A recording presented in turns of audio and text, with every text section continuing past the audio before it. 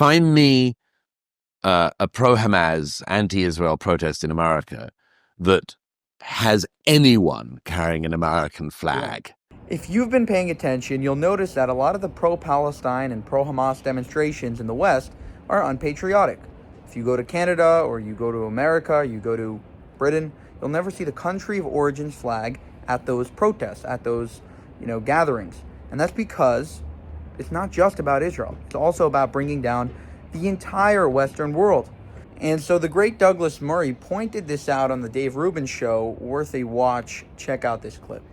Find me a pro-Hamas, anti-Israel protest in America that has anyone carrying an American flag. Find me a protest of that ilk that ever finishes with the singing of the Star-Spangled Banner. Right. There hasn't been one. There never will be one. Or how about if it was a pro-Palestinian protest, then someone condemning Hamas, let's say, and at least saying that, right, you'd get lynched. There's a brave young Iranian in London who occasionally turned out the anti-Israel protests with a sign saying Hamas is a terrorist organization, which is a designation by almost all Western governments.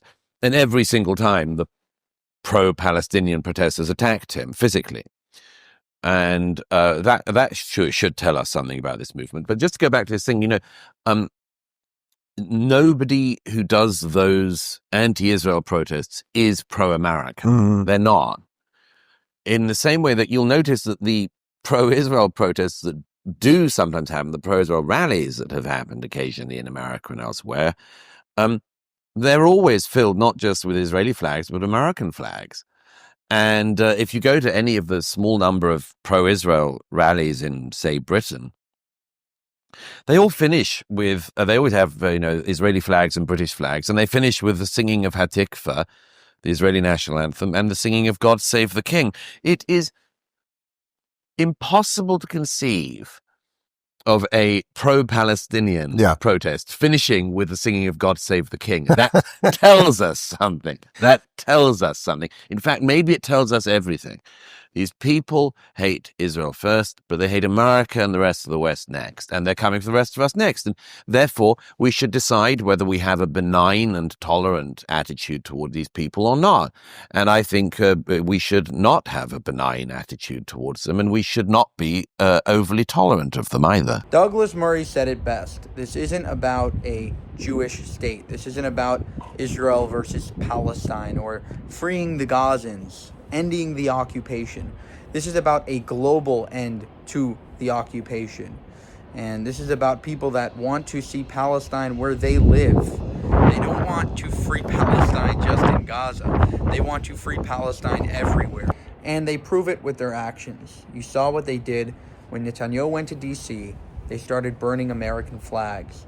This is what they do. They're not looking just to destroy Israel, but Israel and Canada, Israel and Britain, Israel and the United States. Konstantin Kisin also talked about it. He said, listen, I'm not so pro-Israel, but I understand that after Israel comes us.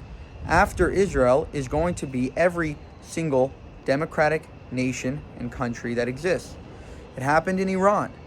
The leftists, the college pro-Palestine leftists said, yeah, I'm sick of the Shah, I'm sick of this rule, and we're going to, impose an Islamist caliphate over here in Iran. You think they envisioned what would happen? Probably not, but they enabled it, and this is what these people are enabling soon in the West as well. For more, subscribe to the channel. If you want to help us make more of these videos, you can go to buymeacoffee.com/JewishUncensored. Thank you for watching, and have a good one.